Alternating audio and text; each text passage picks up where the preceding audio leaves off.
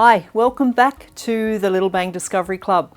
I'm Wendy from Children's Discovery in Sydney, and this is session 4, which is all about a science fair. We'll get to that in a moment. Just a reminder that the children are the junior discoverers doing the thinking, and the grown-ups are their lab assistants helping them. And once again, probably be a good idea to pause the recording after I show you how to set up the experiment and then to go and try it. So what is a science fair? Scientists usually let other scientists know about their discoveries at a science fair, where they all get together and talk about what they've just discovered, or they might publish their work in a journal. Now, if this was a face-to-face Little Bangs like normal, you would have all tried an experiment through the week and then you would tell us about it today. But this is not a normal Little Bangs, so we can't actually have our science fair the way scientists do. But perhaps you've got friends that you might phone and talk about some of the science experiments that you've done, a bit like a science fair. Now, we're going to have a look at what happened in the experiments I showed you last time. So, here I've got my little magnet on the back of my fish, and if I'm going to test what it will stick to and what it won't stick to. So I've got some things made of different things here. I've got a ruler made of wood, and I'm going to make a prediction that it won't stick. So if I try and put it on, no, it doesn't stick. So I got an expected result. I've got a chopstick made of plastic, and I'm going to predict that it won't stick. Try putting it on. No, it doesn't stick. I got an expected result. Now I've got a spoon made of metal, and I think that magnets stick to metal, so I'm going to predict that this time it will stick. And if I put it on, yes, it does stick. So I got an expected result. Now, what about this metal can? Metal, magnets like metal, let's see. I'm going to predict that it will stick. No, it doesn't stick. So magnets don't stick to every metal. This is an aluminium can, and magnets don't stick to that. But my spoon that it did stick to has got iron in it, and that's one of the metals that magnets stick to. So if you had your magnet sticking to things around your place, it's probably because they've got iron in them. So that's our magnet experiment. Now, our musical coat hanger experiment. I hope the grown-ups tried this one as well. Adam, could you please help me with this? We're going to get Adam back to hang the coat hanger from his fingers. Am I going to get the loud gong again? I hope so. Right. So when we tap the coat hanger, just a light sound to us, but when Adam puts it in his ears, he gets a, how would you describe it, Adam? Like being underneath a giant bell. Okay, so a huge, big sound. Huge, big sound. So what's making the difference? What's been different to how the sound is getting to my ears, which is where I hear sound, to how the sound is getting to Adam's ears? You know, Wendy, my fingers, I can feel something in my fingers when you hit the coat hanger. Can you? I feel my fingers wiggling. Your fingers are wiggling. Do you know what the special word is for that? When we hit something and it starts to wiggle or move backwards and forwards, do you know what that word is? That'd be a vibration. That would be a vibration. So when we strike the coat hanger, it starts to vibrate or move backwards and forwards. Now, how does the sound get to my ears when I'm not holding the strings, or to Adam's ears when his fingers aren't in his ears?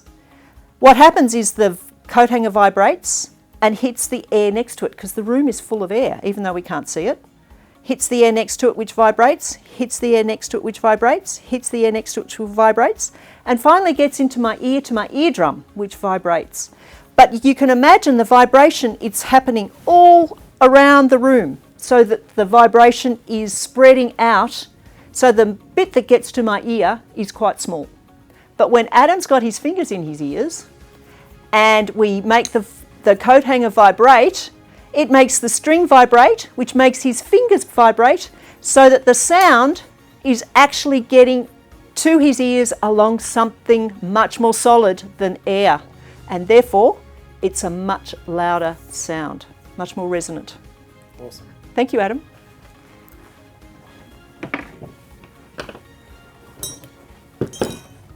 Now, with our salt water and our tap water, I'm thinking that you might have got an unexpected result here.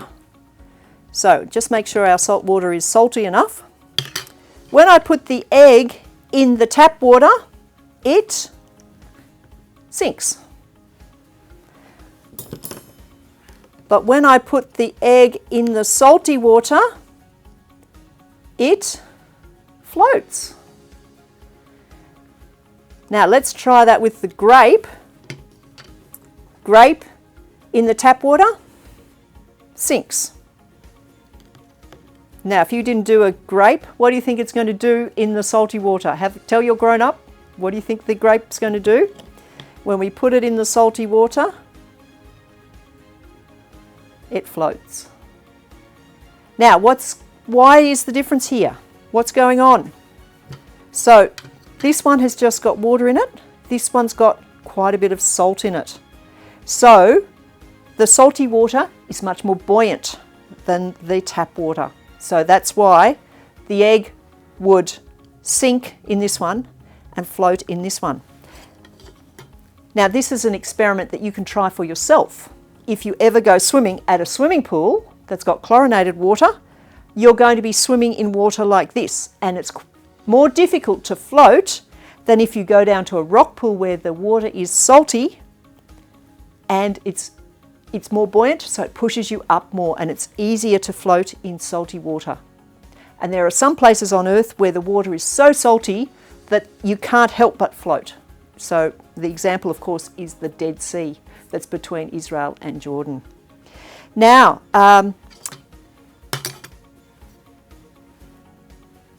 there's an old test for how fresh eggs are. Mostly these days we buy our eggs from the supermarket and it has a use by date on them. But long ago, when people used to keep their own chooks, they used to get their eggs, and if they put it in the fresh water and it sank, they knew the egg was good. But if they put it in the tap water and it floated like it just did in the salt water, they knew the egg was not good. Because when eggs start to go bad, they make a gas inside them, and that makes them more buoyant. So if you ever put an egg into tap water and it floats, you don't want to open it because it's going to be very smelly.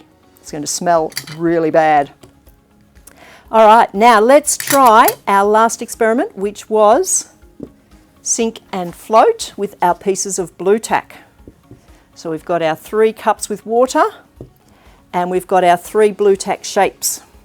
So our first spiral or round shape, what did you expect it to do?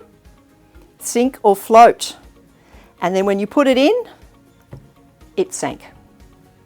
Our next shape, the flat shape, what did you expect it to do? Sink or float. And when we put it in, it sank.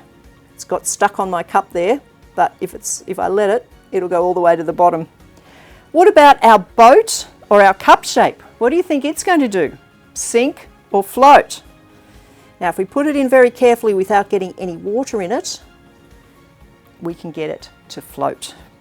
So the same strip of blue tack, you might remember, the same amount of blue tack, but made into different shapes, will determine whether it sinks or floats. So the shape was what was important. And that is why boats that are that sort of a shape, but are made from very heavy materials like iron and steel, will actually float even though they're so heavy. If they were a different shape, they wouldn't float. But then if you get water in your boat, then it will float. When it's filled up with water and no longer filled up with air, it will sink. Okay, so now I'm going to show you some new experiments to try this week. Now we're ready for our new experiments. The first one is called Disappearing Pencil, and I've got a puzzle that we're going to have a look at up close in a moment, where we count how many blue and how many red pencils there are, and then we swap the places of the bottom pieces of the puzzle and count again. So here we have our disappearing pencil puzzle. Let's count how many red pencils we've got at the moment.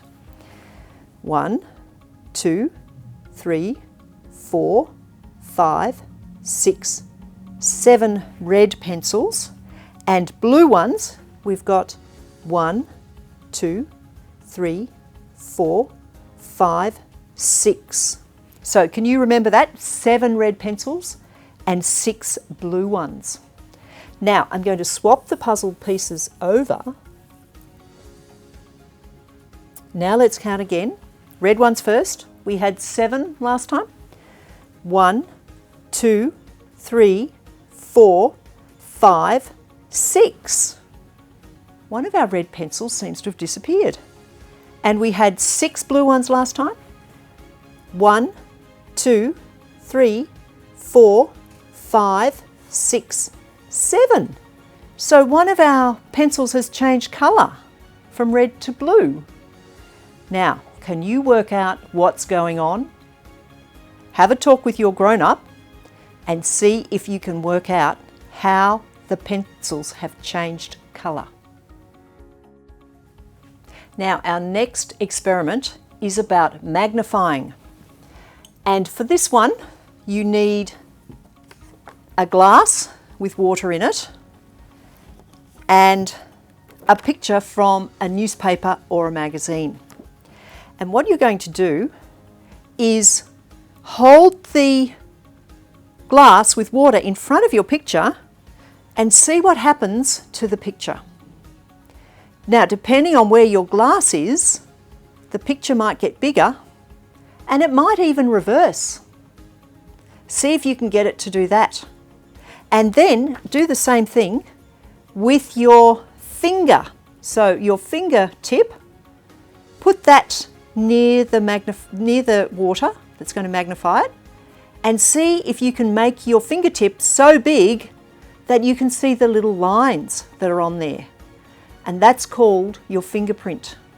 And then have a look at your grown-up's fingerprint. You should find that it's different to yours. Everyone has a different fingerprint. And can you also get your finger to reverse, to be, looks like it's coming from this way when it's really this way? See what you can do by magnifying with a glass with water in it. Now, our next experiment is called kissing balloons. So for this one, you'll need a couple of balloons blown up to the same size and 2 pieces of string about 30 centimetres long. And you're going to tie the string around the top of the blown up balloon. So a bit like our musical coat hanger, you can hang the balloons by their strings. So when you've tied them on, you're going to put them in front of your face about 5 centimetres apart, and then you're going to try and blow them apart. So while they're in front of your face, you're going to blow hard to blow them apart. Now, I'm not actually going to do it just at the moment because I want you to try it first and see what happens. Sounds pretty easy, doesn't it? Blowing balloons apart. See if you can manage to do it. Now, our last experiment is called raw or boiled, and this is where you need your raw egg and your boiled egg. Now, hopefully your grown-up knows that you've got a raw egg and a boiled egg, but hopefully the children don't know which one is which. So on one of the eggs, put the number 1, and one of the eggs, put the number 2, and you're going to try and guess which one is raw and which one is boiled, but without breaking the shells. So it would be easy to crack them open and see, but we're not going to do that. So you might look at them. They look pretty similar. You might give them a shake and have a listen. Can you hear a difference? You might smell. Will the boiled one smell more eggy, perhaps? You might try putting them in some water like we did last week, except this time it's just tap water. We haven't got any salt in it. Will it make a difference if it's raw or if it's boiled, whether it floats or not? Now, what did it do last week in the fresh water? You might remember that the egg sank, and that was a boiled egg. So you'd expect the boiled egg to sink again this time, but will the fresh egg, the raw egg, sink this time? Is there any other way to tell apart from cracking the shells? See if you can work out which one is your raw and which one is your boiled egg. So did you find out a reason that the pencils change colour? If you have a look, there are two pencils here that can be either colour. One of them is the lead, that's just the lead, and one of them there is just the eraser. Now at the moment, those two pencils are coloured blue. But when we swap them over, what colour do you think they're going to be now? Have a guess with your grown-up. So here's our lead only pencil and it's red. And here's our eraser only pencil and it's also red. So this is a clever picture that it's not an optical illusion, it's a clever picture that allows it to appear that the colours are, the pencils are changing colour. How did you go with your glass of water and your picture? Did you get it to get much bigger? Did you even get it to reverse? So it looked like, in this case, the wallaby was facing the other way. Now, what's going on here? When light goes through water, it bends. So the water in the glass is like a convex lens which magnifies things, makes them bigger. And the bending of the light can make the image face the other way. Did you notice when your image was really large that it was made up of dots? So this is actually made up of very, very small dots, so small that my eyes can't see them individually and they blend together to make an image. But you might have seen a picture on your computer perhaps where you could actually see, not the dots on your computer, they're little squares called pixels. And it was a blurry image made up of little squares because they were too big and your eyes could actually tell them apart. Now, what about your finger? Could you see your fingerprint? And could you see your grown-up's fingerprint was different to yours? And did your finger look like it was popped around the other way? Depending upon how far away the glass of water was. So when the light goes through the water, it bends, and that was what made the magnification and the reversing happen. Now our balloons. Did you manage to blow them apart? Let's see if I can. Holding them in front of my face about 5 centimetres apart, and I blow between them. They come together. Try it again. I can't blow them apart. If you're blowing right in the middle, they always come together, and that's why this experiment is called kissing balloons and not blown madly apart balloons. So what's happening? If you blow onto your hand, can you feel that the air you blow out is going fast? So that air, that faster air, when it goes between the balloons, makes the pressure between the balloons drop. So when air is going faster, the pressure is less, and is now less than the pressure on the outside of the balloons. And so it is actually that pressure on the outside of the balloons that pushes them together. So that's a pretty hard thing to understand, but doesn't mean you can't have fun experimenting with it. Okay, and our last one, was raw or boiled. Now, I can't tell by looking which one's raw or boiled while the eggs aren't cracked. I can't tell by smelling. Now, children usually have a better sense of smell than their grown-ups, so maybe they could tell a difference. I can tell a little bit by shaking, especially if you've been shaking for a long time, because the raw egg is getting a bit mushed up inside there from all the shaking and starts to wobble around. So I can actually hear a bit more of a wobble coming from my number 2. So maybe that's the raw one. What about putting it in the water? Sinks to the bottom. I think this might be my boiled one. What about the raw one? Will it float because it hasn't been cooked? No, it sinks to the bottom as well. Now, there is a way to tell that's really easy that I haven't shown you yet. It might be something that you already knew. If you didn't already know it, I doubt you would have guessed what to do. So I'll just dry my eggs off. And the way to tell is to try and spin them. So if I spin this one, oh, it spins really well. If I try and spin this one, it hardly spins at all. So which one then do you think would be the boiled egg? And which one would be the raw egg? Do you think the one that's solid on the inside would spin well, and the one that's full of thick liquid on the inside wouldn't? You'd be right. So my boiled egg is number 1 and my raw egg is number 2. So what I could hear slightly was, in actual fact, my raw egg slightly swishing around inside there. So this egg that's boiled is solid all the way through, and when you spin it on the outside, it will spin really well.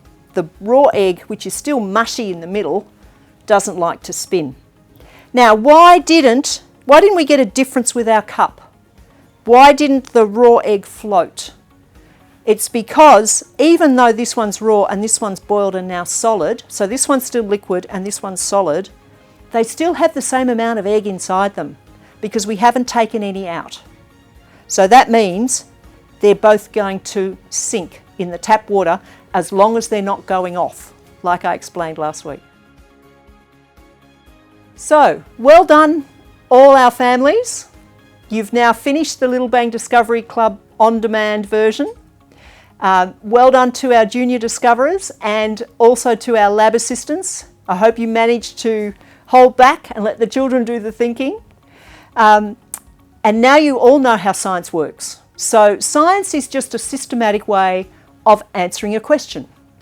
Think of a question, make up a guess, what you think's happening, come up with a test it, see what the results are, and then you can come to a conclusion based on the evidence. So it doesn't have to be in a laboratory, it can be in your home. You can be doing science all the time, and you probably are doing science all the time. Posing questions, how long is it going to take me to get somewhere today? Oh, work it out. Do a test, yeah, I got there early. Next time I don't have to leave quite so early. So you're really doing science all the time. It's nothing special in laboratories that only really learned people can do. Everyone can do science. And I'm hoping that next time your children ask you why, you're going to say to them, let's find out together. Let's try and find a way to answer that ourselves. So that's something that families can have a lot of fun doing together. You can have lots of fun doing science together, making up experiments, testing things, and trying to find your own evidence-based conclusions. Well done, everybody, and I want the children all to grow up and be scientists.